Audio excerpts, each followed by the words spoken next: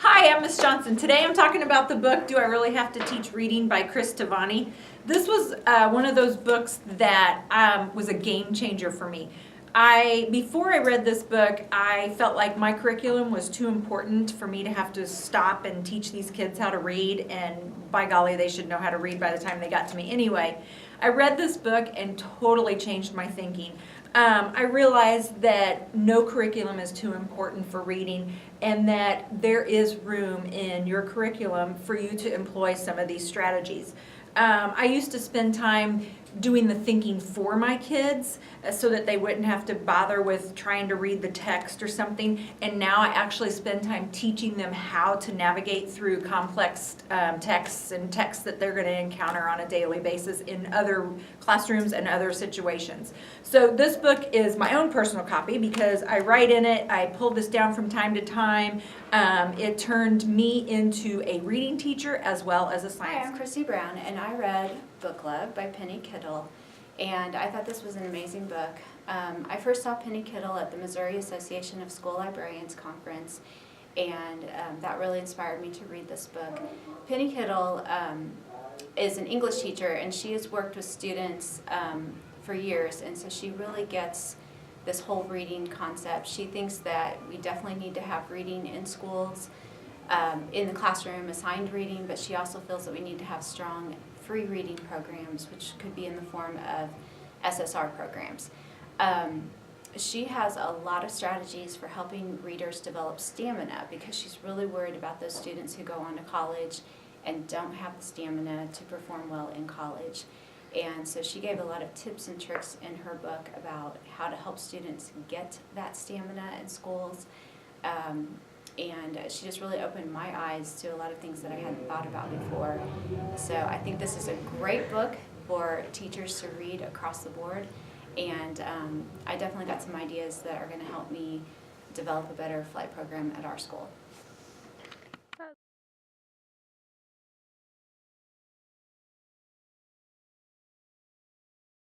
Hi, I'm Brian Campbell, and I was asked to read Teach Like a Pirate. Arrgh!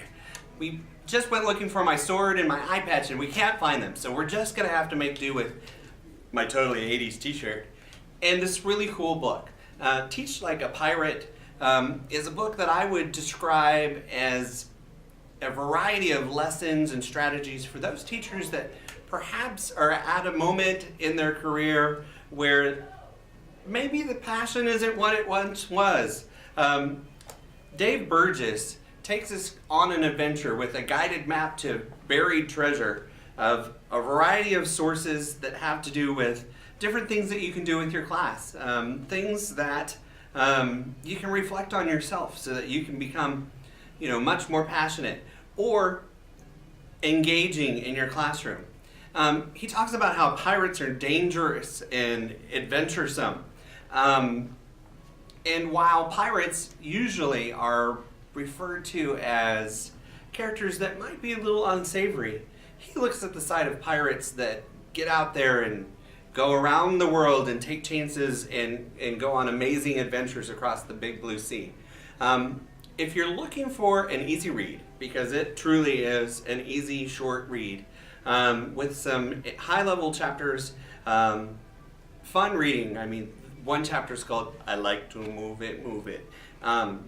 I think you'll enjoy this book. I was skeptical when I started it, and as I got into it and started reading more and more, there were some things that I already knew, of course, with any book that you read that is professional development, but there were other things that I thought, okay, I could totally use that and maybe be a pirate myself. So I would highly encourage you to read this. I couldn't really find a reason why not to read it other than maybe you don't have a lot of time, and even then, like I said, it's a short book that you could break up into lots of little chapters. So again, Teach Like a Pirate, how to increase student engagement, boost your creativity, and transform your life as an educator by Dave Burgess.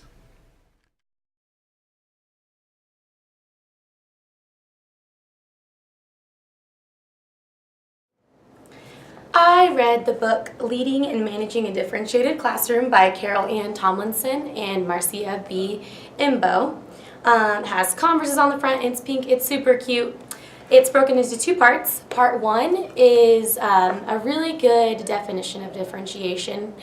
They talk a lot about all of the working parts of a differentiated classroom, and they do focus a lot on the environment, the atmosphere that you provide for your students, and how to create a student-led lesson and how to teach to the individual. Part two is super helpful. They provide a toolkit for teachers to use their activities and charts and worksheets that you can copy that lend themselves to differentiated lessons. And they do focus a lot on how to control the scariest thing, which is several different groups of kids working on different things. So they give seating charts and organizational advice, and it's super awesome. You should definitely check it out.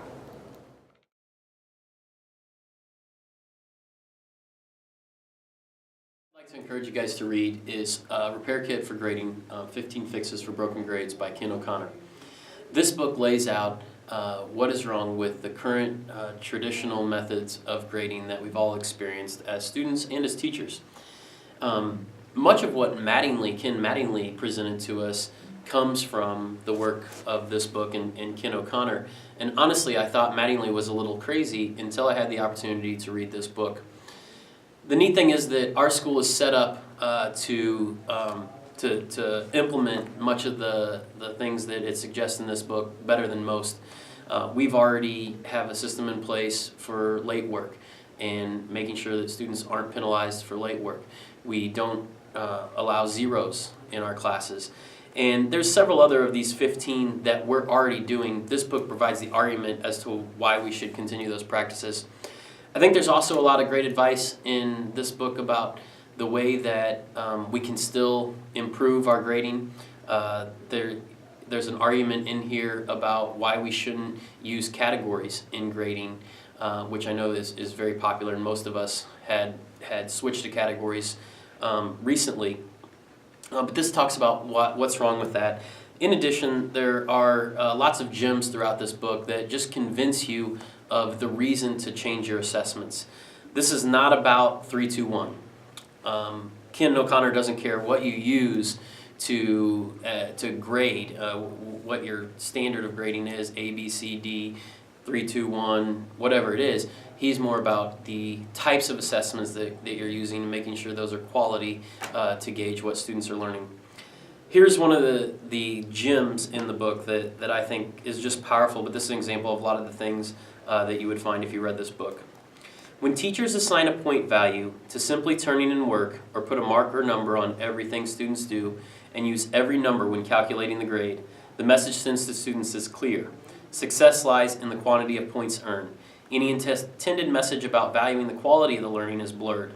We want students to understand that school is about learning. So lots of practical advice like that is what you'll find in this book, and I hope you check it out. Embedded Formative Assessment by Dylan Willen. This is a great book for anybody who might be working on a paper or doing some research, so you need some theory or the whys behind formative assessment. Some couple interesting things that I learned while I was reading this is that student learning as a result of teaching is unpredictable. Now, I knew that, but it was definitely nice to see it confirmed in a book about people who know stuff, you know. I mean, how many times have you graded something and you're grading along and you wonder, how can they miss this? Are they doing anything in my class besides breathing the oxygen? And this makes clear 3 things that you want to convey to students: where you're headed, which I think we're doing a really good job with our learning targets, whether the student learning is on track, and I think this is where we talk about sweaty for the students. I think this is where it becomes sweaty for the teacher, because you have to be able to get formative assessment daily, every other day, and you have to let that inform your instruction. So you're taking an account of what individual students know, not just, oh, raise your hands, you kind of know that. And then what to do next is feedback, and I think this is something that I definitely struggle with because feedback feels like it takes a long time. especially when you're writing, you know, oh, use capitalization every paper. And so I know we've come up with some ways to help shorten that, but it still feels like a big process.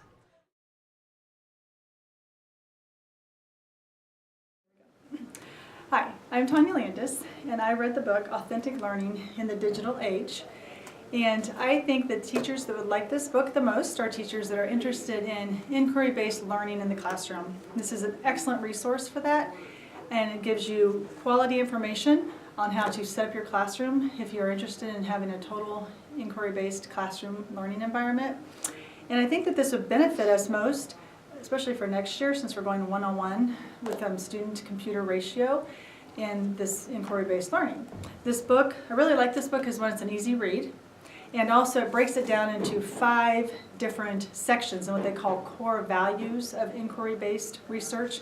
And those 5 core values are, the first chapter would be inquiry, how just to set up the inquiry part, how to set up the research part, chapter 2.